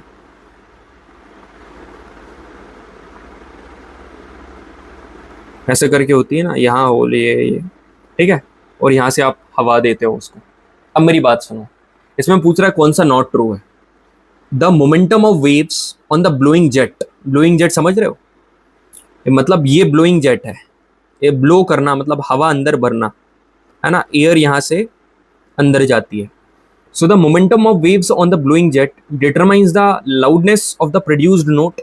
मतलब यहाँ से अब जो आवाज़ आएगी, है ना, प्रोड्यूस साउंड होगा, अब जो आपको आवाज़ आने वाली है, ठीक है, उसकी लाउडनेस यहाँ पर कितनी हवा अंदर जा रही है इसके ऊपर डिपेंड करेगी क्या? बिल्कुल करेगी, बिल्कुल करेगी। ठीक है, वेव्स का जो मोमेंटम है आप ब्लोइंग जेट के ऊपर ज्यादा रखोगे तो एम्पलीट्यूड ज्यादा जाएगा, यदि वेव्स का मोमेंटम ब्लोइंग जेट पर कम रखोगे, ठीक है, तो एम्पलीट्यूड कम जाएगा। क्यों? क्योंकि एम्पलीट्यूड डिपेंड करता है लाउडनेस के ऊपर, और लाउडनेस डिपेंड करती है इंटेंसिटी के ऊपर, और इंटेंसिटी का मतलब होता है पर यूनिट टाइम में, पर यूनिट एरिया में एक जगह से कितनी साउंड एनर्जी पास हो रही है। तो जब साउंड एनर्जी कम पास होगी एम्पलीट्यूड कम होगा, जब साउंड एनर्जी ज्यादा होगी तब एम्पलीट्यूड ज्यादा होगा, जब एम्पलीट्यूड ज्यादा होगा तब लाउडनेस ज्यादा होगी, जब एम्पलीट्यूड कम होगा तो लाउडनेस कम होगी। आई होप आप सभी को एकदम कंसेप्ट क्रिस्टल क्लियर हो गया होगा। स्टेटमेंट नंबर ए, ऑप्शन नंबर ए सही है। ठीक है, नहीं स्टेटमेंट ए सही है, हमको तो नॉट ट्रू जानना है ना। The arrival time of the waves on the blowing jet, मतलब ये जो ब्लोइंग जेट है यहाँ पर वेव्स का अराइवल टाइमिंग मतलब आने का समय वो डिटरमाइन करेगा pitch of the produce note. Sir ये तो हाई लेवल का क्वेश्चन है, मेरी जान कुछ भी नहीं है। क्या बोल रहा है कि इस ब्लोइंग एयर पर टाइम, ब्लोइंग एयर पे टाइम काय को इम्पैक्ट करेगा? पिच को। यार आप एक बात बताओ, पिच का मतलब क्या है? फ्रीक्वेंसी, और फ्रीक्वेंसी को अपन क्या पढ़ता है? F is equal to 1/t। तो टाइम पीरियड के ऊपर डिपेंड करती है कि नहीं? बिल्कुल करती है। तो ऑप्शन नंबर बी वाला, ये जो बी है ये भी सही है, बी वाली स्टेटमेंट भी सही है। सी क्या है? Sound comes from a vibrating column of air inside the fluid. ये जो वाइब्रेटिंग कॉलम आपको दिख रहा है ना, air, sound comes from a vibrating column of air, मतलब एयर के वाइब्रेटिंग कॉलम से फ्लूइड के अंदर साउंड आता है। ठीक है, यहाँ पर फ्लूइड के अंदर साउंड आता है, वाइब्रेटिंग कॉलम जहां से आवाज वाइब्रेट होती है। क्या ये सही है? बिल्कुल सही है। यहीं से तो आप वाइब्रेशन करते हो। वाइब्रेशन हवा में कैसे लेकर आओगे? उसके वहां पर जो यहाँ पर फिंगर्स पुट होती है, जिसकी वजह से ये यहाँ पर क्या होता है, कवर हो जाता है, फिर हटाते हो, उसके हिसाब से अलग अलग वेव्स जनरेट होती हैं। तो ये भी सही है। तो फिर आखिरी वाला क्यों गलत है? यहाँ पर लिखा है vibrating column of air inside as well as outside, मतलब अंदर भी होता है और बाहर भी होता है। ऐसा नहीं है भाई सिर्फ अंदर होता है, ओनली इनसाइड। तो option number D is wrong. एक बेसिक अंडरस्टैंडिंग भी होगी। बहुत प्यारा सवाल था यार ये, मतलब आप देखो फ्रीक्वेंसी वाला फॉर्मूला भी लगा दिया इसने, अपना ये वाला लाउडनेस वाला भी लगा दिया इसने, पिच और फ्रीक्वेंसी भी दिखा दी, और एक जो बेसिक अंडरस्टैंडिंग है रिगार्डिंग अ म्यूजिक इंस्ट्रूमेंट वो भी बता दी। काफी बढ़िया क्वेश्चन था। यहाँ पर क्वेश्चन है the speed of a body that has match number more than 1 उनको क्या कहा जाता है? तो ऐसी बॉडी जिसका मैच नंबर 1 से ज्यादा होता है इसको बोलते हैं सुपरसोनिक। बस इतना करवा के सारे लोग छोड़ देते हैं। मैं बताता हूँ कि पहली बात तो मैच नंबर होता क्या है। किसी भी सोर्स की जब आप वेलोसिटी का रेशियो आप साउंड की वेलोसिटी के रेफरेंस से निकालते हो उसको बोलते हैं Mach number. So velocity of any source to the velocity of sound is called Mach number. अब 1 से ज्यादा होगा तो सुपरसोनिक बोलते हैं, ठीक है। 1 से कम हुआ तो इसको क्या बोलेंगे? सबसोनिक। अब यदि 5 मैच से ज्यादा हुआ तो इसको बोलेंगे हाइपरसोनिक। तो काफी बल्क में इंफॉर्मेशन मिल गई है। एक होता है law of reflection of sound, ये पता क्या बोलता है? जैसे ये है इंसिडेंट साउंड, ठीक है, ये इंसिडेंट साउंड है, ये होगा क्या? Reflected sound. यहां पर जो एंगल बन रहा है मतलब बीच में क्या है? नॉर्मल, ये नॉर्मल है। नॉर्मल और इंसिडेंट साउंड के बीच में एंगल बन रहा है, इसको बोलते हैं एंगल ऑफ इंसिडेंस। नॉर्मल और रिफ्लेक्टेड साउंड के बीच में एंगल बन रहा है, उसको बोलते हैं एंगल ऑफ रिफ्लेक्शन। ठीक है, इसको बोलते हैं एंगल ऑफ रिफ्लेक्शन। बढ़िया, चलिए अब यहां पर है which of the following statements about electromagnetic waves, sound waves, water waves is correct. तो आप बस एक बात बताओ, आप साउंड वेव देखो, क्योंकि तीनों के बारे में पूछ रहा है तो आप बस साउंड वेव के ऊपर फोकस करो। Sound wave exhibit reflection, sound wave reflection करती है। अरे अभी तो पढ़ा है लॉ ऑफ रिफ्लेक्शन, मतलब लॉ ऑफ रिफ्लेक्शन यदि आप पढ़ा है आपने तो पक्की बात है रिफ्लेक्शन कर रही होंगी तभी पढ़ा है। तो they exhibit reflection, they carry energy. यार बिल्कुल ट्रांसफर ऑफ एनर्जी होता है। पार्टिकल्स क्या करते हैं एक जगह से दूसरी जगह, मतलब टू एंड फ्रो मोशन करते हैं, और जो वेव क्या करती है? ट्रेवल करती है। तो पक्की बात है they carry energy. They exert pressure, pressure exert करता है क्या? बिल्कुल। The particles are not evenly distributed throughout the wave. Somewhere the density is high, somewhere the density is low.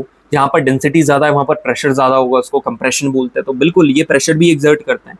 They can travel in vacuum, sound wave क्या vacuum में travel नहीं कर सकती भाई। 1 2 3 are correct, option number A is correct.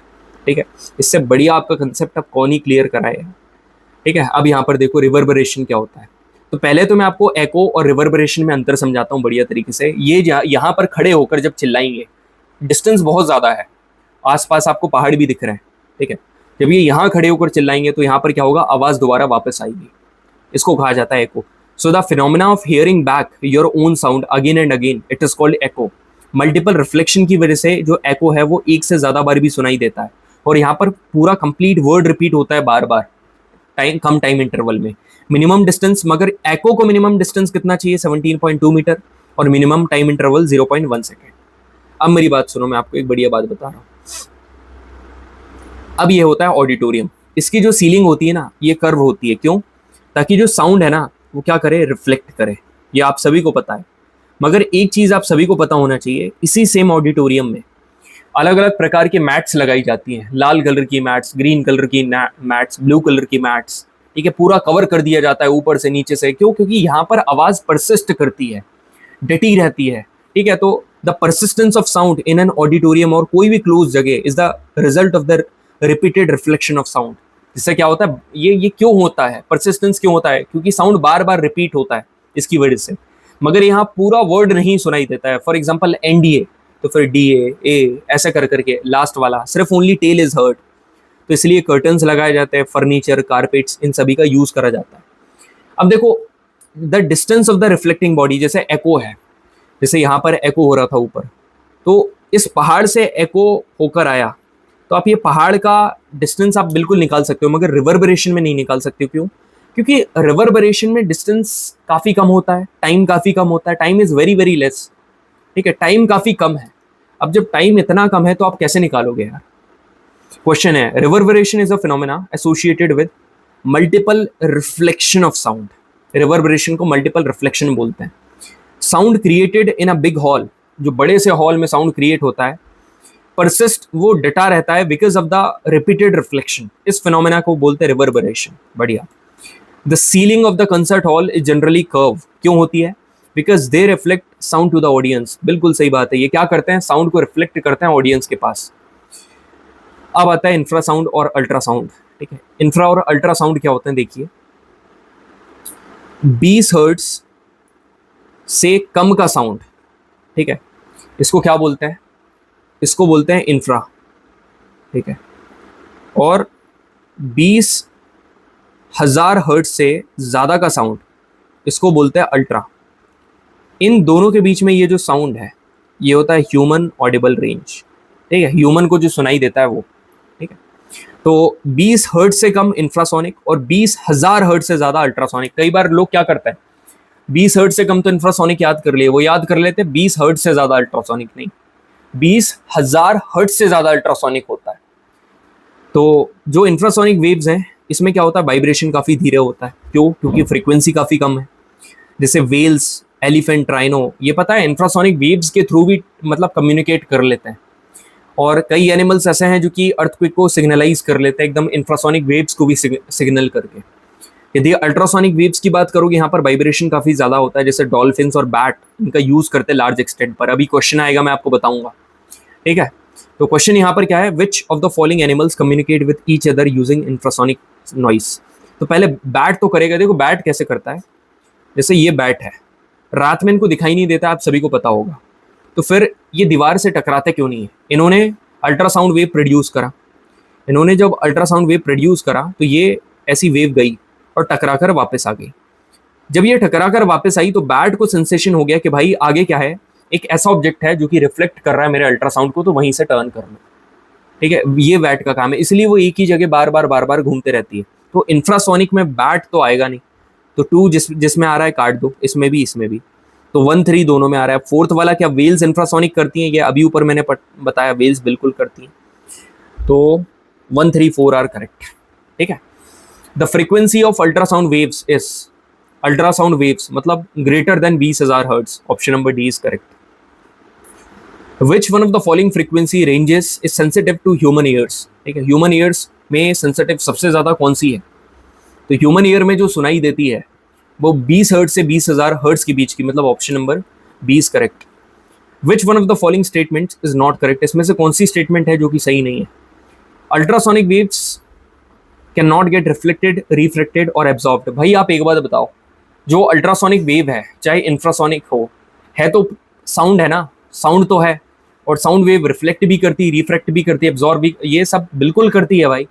तो यहाँ तो लिखा है कैन नॉट, तो ये गलत है, मतलब स्टेटमेंट नंबर 1 इज करेक्ट, मतलब option number 1 is correct and statement is not wrong. अरे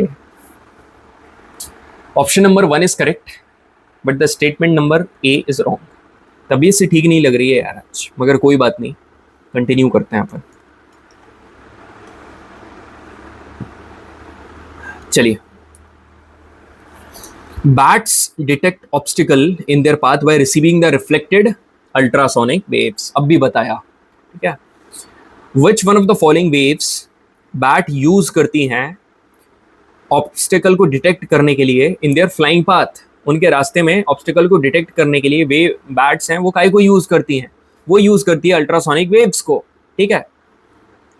अल्ट्रासोनिक वेव्स आर दो साउंड वेव्स, अल्ट्रासोनिक वेव्स ऐसी साउंड वेव्स हैं जिनकी फ्रीक्वेंसी कितनी होती है अल्ट्रासोनिक की, मोर देन 20 किलो हर्ट्ज। तो सर यहाँ किलो हर्ट्ज है, बिल्कुल 20 किलो हर्ट्ज, ठीक है। अब क्वेश्चन है बैट, भाई बैट के ऊपर कितने सारे क्वेश्चन आ गए। Bat can ascertain distance, direction, nature and size of the obstacle at night. This is possible by the reflection of the emitted, मतलब एमिटेड मतलब निकालना। अल्ट्रासाउंड वेव तो है मगर एमिटेड कौन करता है, डिस्टेंट ऑब्जेक्ट या बैट? बैट निकालती है ना अल्ट्रासाउंड, कोई दीवार तो निकालेगी नहीं, यही निकालेंगे। चलो बढ़िया है। अब क्वेश्चन काय के ऊपर आया, सोनार के ऊपर। तो पहले पढ़ लेते हैं यार सोनार क्या होता है। सोनार को कहा जाता है साउंड एंड नेविगेशन रेंजिंग, ठीक है, साउंड एंड नेविगेशन रेंजिंग। तो अल्ट्रासोनिक साउंड जो है इसके कुछ यूज हैं, पहले तो ये पढ़ रहे हो। देखो जो अल्ट्रासाउंड है ना, ये ऑब्जेक्ट को क्लीन करने के लिए यूज करा जाता है। जब अल्ट्रासोनिक साउंड जो हाई फ्रीक्वेंसी वाला साउंड है, जब एकदम से ऑब्जेक्ट के अंदर से निकलता है ना, तो वो पूरी डर्ट को क्या कर देता है, डिटैच कर देता है, हटा देता है। क्रैक्स वगैरह यदि प्रेजेंट रहती है मेटल में, तो उनको भी फाइंड करने के लिए कई बार क्या अल्ट्रासाउंड का यूज करा जाता है। कैसे? जैसे आप मानकर चलो ये आपका ऑब्जेक्ट है और यहाँ पर क्रैक प्रेजेंट है, ये सीधे निकल गए, ये सीधे निकल गई, ये सीधे निकल गई, मगर ये जो है ना यहाँ से रिफ्लेक्ट होगी, ऐसा ऐसा हो जाता है। बढ़िया। अल्ट्रासाउंड जो है, ये अल्ट्रासाउंड स्कैनर यूज करा जाता है for getting images of internal organs of the human body, ठीक है, ह्यूमन बॉडी के इंटरनल ऑर्गन की इमेजेस के लिए।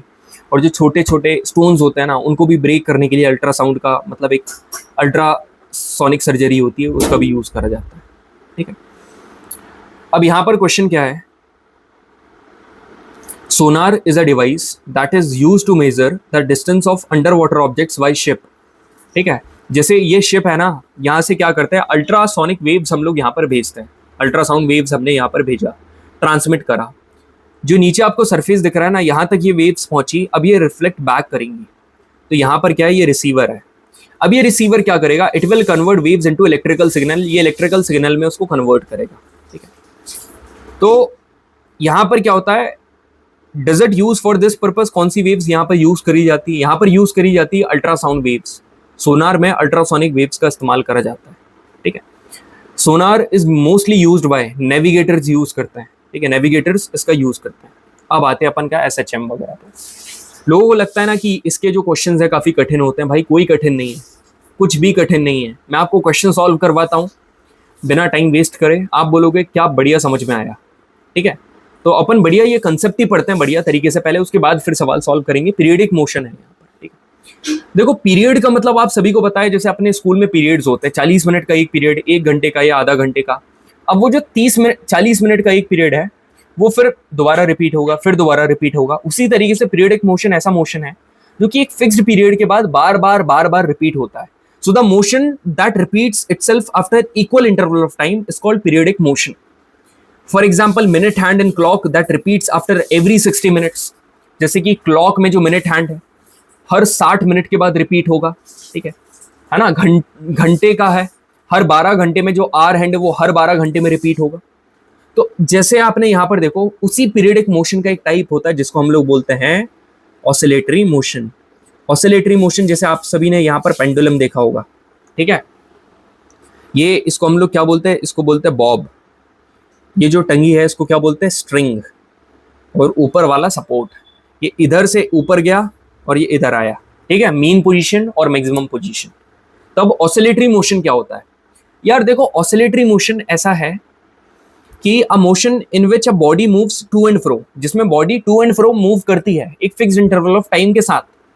तो sir fixed interval of time के साथ मूव कर रही है, तो ये तो एक पीरियडिक मोशन भी है, हाँ जी ये पीरियडिक मोशन भी है, मगर याद रखना all oscillatory motions periodic motion होता है, मगर सारे पीरियडिक मोशंस ऑसिलेटरी मोशन नहीं होते हैं। क्यों? क्योंकि ऑसिलेटरी मोशन में we just talk about the to and fro motion, ठीक है, to and fro motion with the repeated time interval, मगर जो अपना जो ऊपर वाला है पीरियडिक मोशन, उसमें अपन रिपीटेड टाइम इंटरवल की बात करते हैं। ऐसा कोई फिक्स नहीं है कि सिर्फ टू एंड फ्रो मोशन ही आएगा।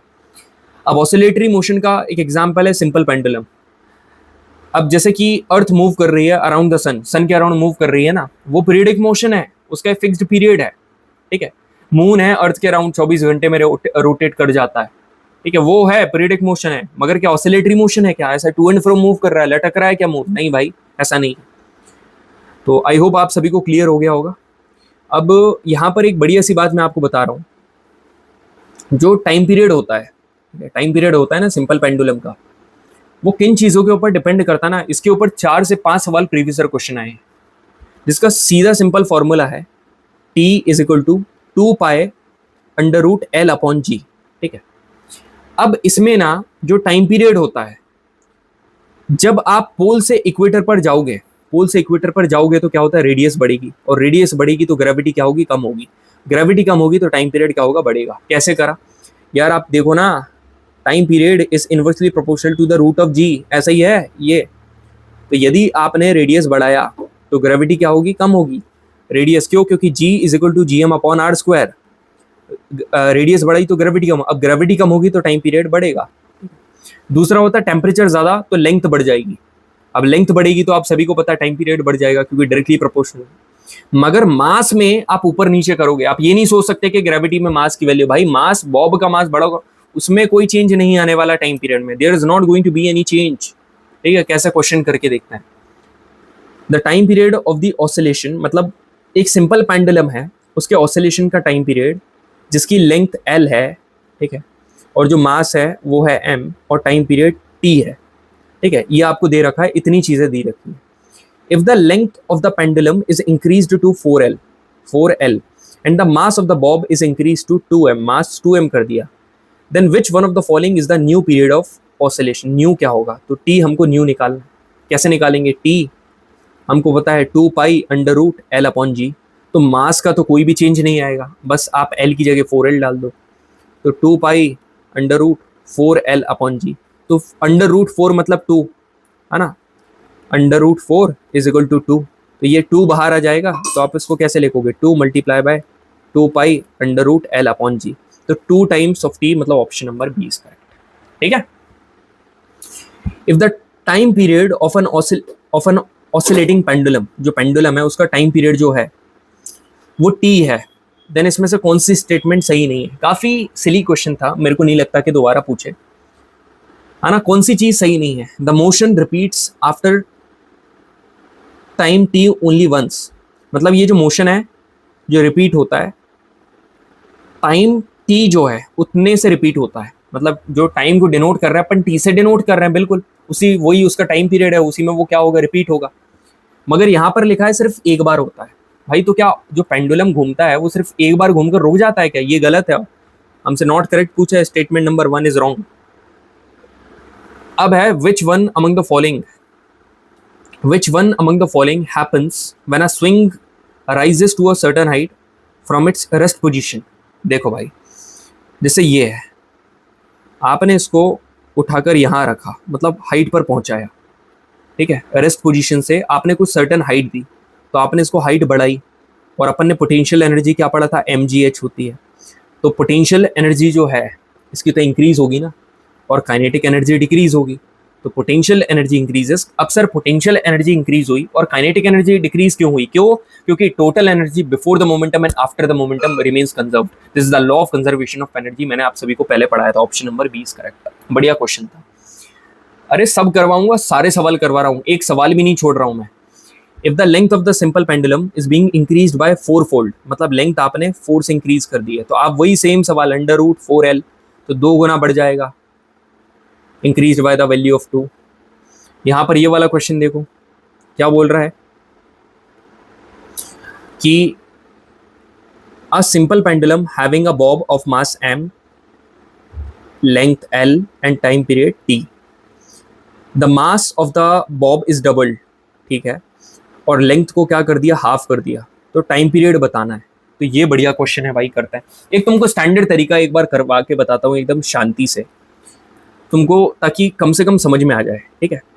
हमारा जो टाइम पीरियड है वो कितना गिवन है, 2π/L/G,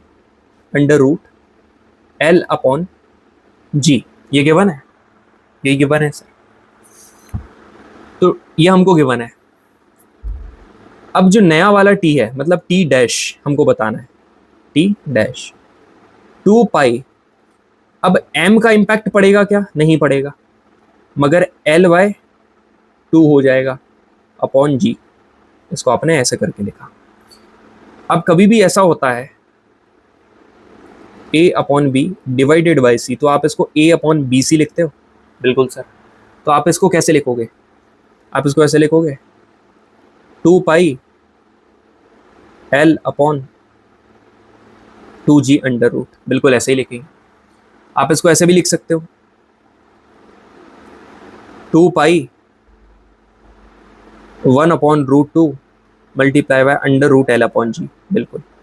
इसको आगे लेकर आना जरा, 1/√2 2π√L/G। तो यदि आप देखोगे ये जो 2π√L/G है ना, जो आपको दिख रहा है ना √L/G, ये तो t है था, तो कितना 1/√2 टाइम्स ऑफ t, मतलब t/√2, मतलब option number B is correct. ठीक है, आज तो मजा आ रहा होगा यार। मैं सही बता रहा हूँ, यही तरीका बहुत खतरनाक तरीका है ये सवाल को फोड़ने का। तुम सीधा पता जंग के मैदान में एकदम वॉरियर की तरह लड़ रहे हो, एकदम खतरनाक तरीके से। ये याद रखना कि क्या होता है कि जैसे बॉब है, अभी जैसे उसने उठाया ना, बॉब को क्या ले गया, मैक्सिमम हाइट पर लेकर चला गया, मतलब उसको थोड़ा ऊपर उठाया, तो पोटेंशियल एनर्जी उसकी क्या हुई, बढ़ गई। क्वेश्चन थोड़ी एडिशनल इंफॉर्मेशन याद रखना कि जो वेलोसिटी होती है ना बॉब की, वो मैक्सिमम पता कहाँ पर होती है, मैक्सिमम होती है भाई उसकी मीन पोजीशन। मतलब ये जो है ये इसकी मीन पोजीशन है, और ये ऊपर वाली है एक्सट्रीम पोजीशन। मीन पोजीशन पर एक्सेलरेशन 0 होगा और वेलोसिटी मैक्स होगी।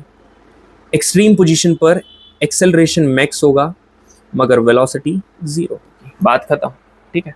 यहाँ पर एक क्वेश्चन आया था, आखिरी क्वेश्चन नहीं, लास्ट 2 क्वेश्चन बचे हुए, कि a metallic bob x of mass m, मतलब ये x है, एक बॉब है जिसका मास m है, इसको रिलीज करा है पॉइंट A से, मतलब छोड़ा है, तो कॉमन सी बात है ये यहाँ जाएगा। अच्छा, एक बॉब ये भी है जो कि लटक रहा है ये स्ट्रिंग से और इससे टकराएगा। इट कोलाइड्स इलास्टिकली, मतलब कौन सा कोलिजन हो रहा है, इलास्टिक कोलिजन, जो कि मैंने कब पढ़ाया था, ग्रेविटेशन के बेसिक वाले सेशन में, ठीक है। On a horizontal frictionless table, और एंगल ऑफ AOB कितना, 30 डिग्री दिया। अब क्या बोल रहा है, हाउ हाई, कितना high does the Bob x rise, मतलब एक्स को कितना हाई करें इमीडिएटली आफ्टर द कोलिजन। मतलब समझ रहे हो वो कहना क्या चाह रहा है। ये जो एक्स है, ये एक्स और ये वाई, इसको ये एक्स है और ये वाई, जब x को y से टकराएगा ना, इलास्टिकली y से टकराएगा, तो ये जो x है ना, ये इस पोजीशन से कितना आगे जाएगा, वो ये पूछ रहा है। आप क्वेश्चन रीड करो जरा, क्या पूछ रहा है कि how high does the Bob x rise, मतलब कितना हाई यहाँ से और आगे कितना हाई जाएगा x बॉब y से टकराने के बाद। मैं आपको एक बात बता रहा हूँ, पहले ही बता दिया था कि कोलिजन 2 प्रकार के होते हैं, इलास्टिक और इनइलास्टिक। इलास्टिक में काइनेटिक एनर्जी कंजर्व रहती है, काइनेटिक एनर्जी कंजर्व रहेगी, ठीक है, और टोटल एनर्जी भी कंजर्व रहती है, लीनियर मोमेंटम भी कंजर्व रहता है। समझ रहे हो, सारी चीजें कंजर्व है, मतलब there is no change in momentum, यहाँ पर कोई भी चेंज नहीं आने वाला है। There is no change in the energy, मतलब यहाँ पर हाइट वगैरह का कोई चेंज नहीं आएगा। और बढ़िया तरीके से देखो, since the bobs are identical, क्योंकि सेम मास है, दोनों का बॉब सेम, मतलब दोनों के बॉब सेम है, and the collision is elastic, तो कोलिजन जो है वो इलास्टिक है। तो अब जो वेलोसिटी है ना बॉब की आफ्टर द कोलिजन, आप उसको ऐसे बता सकते हो कि the moving object will come to rest. भाई ये जो मूविंग ऑब्जेक्ट है, जो जिसको आप छोड़ोगे ना, ये रेस्ट में आ जाएगा। मतलब इलास्टिक कोलिजन ऐसा कोलिजन होता है जो कि टकराने के बाद रेस्ट में आ जाता है। क्यों? क्योंकि काइनेटिक एनर्जी कंजर्व्ड है, टोटल एनर्जी कंजर्व्ड है, तो फिर आ ही जाएगा ना। और आगे चल के आपको और हाई लेवल का पूछ ले, इसलिए ये दूसरा वाले भी मैंने बता दिया। And the object at rest will move with the velocity of the moving object. और जो रेस्ट में मतलब वाई जो रेस्ट में था ना, इट विल स्टार्ट मूविंग, ये मूव करना चालू कर देगा, बट उस वेलोसिटी से जिस वेलोसिटी से एक्स मूव कर रहा था। एक एग्जांपल देकर समझाऊं, बढ़िया तरीके से समझ में आएगा। ये आप क्या चला रहे हो? ट्रक चला रहे हो। गाना कौन सा बज रहा है? देश रंगीला रंगीला। और आप यहाँ पर खड़े हुए हो, नहीं, ट्रक आप चला रहे हो और यहाँ पर कोई खड़ा हुआ है। ट्रक चल रहा था 20 किलोमीटर पर आवर की रफ्तार से, ये बंदा आया, आपने इसको ठोक दिया, तो ट्रक वहीं के वहीं रुक जाएगा। अब ये बंदा जिस वेलोसिटी से मूव करेगा वो होगा 20 किलोमीटर पर आवर। कभी ऐसा करना मत, और ना कभी किसी के साथ हो, वी प्रे। मगर मैं बस एग्जाम्पल देने के लिए मेरे को समझाना पड़ा। देखो क्या क्या करना पड़ता है। एक बढ़िया चीज आपको बताऊं, ठीक है? यहाँ पर क्वेश्चन पूछ रहा है कि which one of the following is an example of the force of gravity of earth acting on vibrating pendulum Bob. ये जो पेंडुलम बॉब होता है ना, ये जो वाइब्रेट कर रहा है, इसके ऊपर ना ग्रेविटी, जो ग्रेविटी है एक फोर्स लगाती है। उसको क्या बोलते हैं? उसको बोलते हैं रीस्टोरिंग फोर्स। सब इतना करवा के रुक जाते हैं। बस मैं आपको एक चीज बताऊं, एक बढ़िया सी चीज सुनो भाई, listen to me carefully everyone, ठीक है? यहां पर आपको एक मतलब एक स्ट्रिंग गिवन है, ठीक है? एक स्ट्रिंग गिवन है। अपन क्या करते हैं, उसकी स्प्रिंग को यहां पर एक्सटेंड कर देते हैं, ठीक है? इसको आपने, ये स्प्रिंग है और इससे यहां पर एक ऑब्जेक्ट है, ठीक है? ये अटैच्ड है। अब इसको जितना आप खींचोगे, मतलब जितना आप फोर्स लगाओगे, नहीं आप फोर्स छोड़ो, आपने इसको इधर खींचोगे तो डिस्प्लेसमेंट करा आपने, बिल्कुल सर डिस्प्लेसमेंट हुआ। अब ये स्प्रिंग पूरी कोशिश करेगी उसको रीस्टोर करने के लिए कि भाई वापस आ जा, वापस आ जा। ये पूरी कोशिश करेगी ना उसको रीस्टोर करने के लिए। तो ये फोर्स होता है restoring force. This is called restoring force. And this force, ठीक है, ये जो फोर्स है is directly proportional to displacement. जितना ज्यादा डिस्प्लेसमेंट रहेगा उतना ही फोर्स रहेगा। डिस्प्लेसमेंट को एक्स से डिनोट कर रहे हैं यहाँ, बट इन ऑपोजिट डायरेक्शन, ठीक है? और जब ये प्रोपोर्शन का साइन हटता है तो ये लग जाता है, देखो ये डायरेक्टली प्रोपोर्शनल है, प्रोपोर्शनल का साइन हटेगा तो कांस्टेंट लगता है के, जिसको हम बोलते हैं फोर्स का कांस्टेंट। तो जितना ज्यादा एक्सेलरेशन होगा उतना ही ज्यादा डिस्प्लेसमेंट होगा, ये तो आप सभी को पता है। जितनी तेजी से खींचोगे उतना ही ज्यादा डिस्प्लेसमेंट होगा। तो क्वेश्चन भी कर लिया, एडिशनल इन्फॉर्मेशन भी जान ली। ये वाला क्वेश्चन देखो, सारे हार्ड एंड फास्ट रूल, सारे हार्ड क्वेश्चन सब करवा दे रहा हूँ मैं, क्या ही बच्चे यार। क्वेश्चन मेरे पास एक डीएम आ गया था इंस्टाग्राम पे, भैया बहुत डर लग रहा है, सारे क्वेश्चन करवा देना साउंड एंड वेव्स के। मैंने उसको बोला, मैंने कहा भाई मैं सारी करवा रहा हूँ। Which one of the following statements is true for a simple harmonic oscillator? Okay. Simple harmonic oscillator जो मैंने आपको SHM बताया ना, सिंपल हार्मोनिक मोशन कहा जाता है इसको, ठीक है? सिंपल हार्मोनिक मोशन बताया, इसमें बस उतना ही पढ़ना रहता है।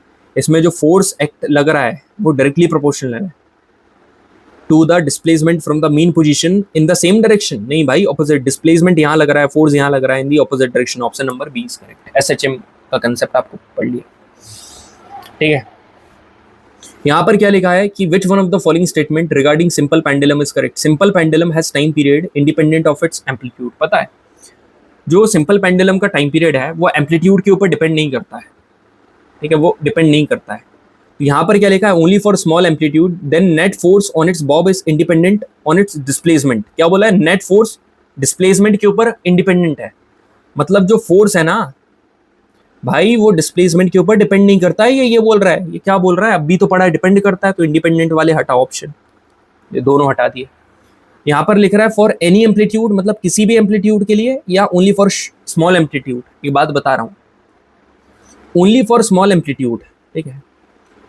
Simple pendulum has a time period independent of amplitude only for small amplitude. जो छोटे एम्पलीट्यूड है ना उसके लिए इंडिपेंडेंट होता है, ठीक है? क्यों? क्योंकि then net force of its bob is proportional to its displacement. ये तो याद करने वाली चीज थी, तो दिमाग में रखना पड़ेगा, ठीक है?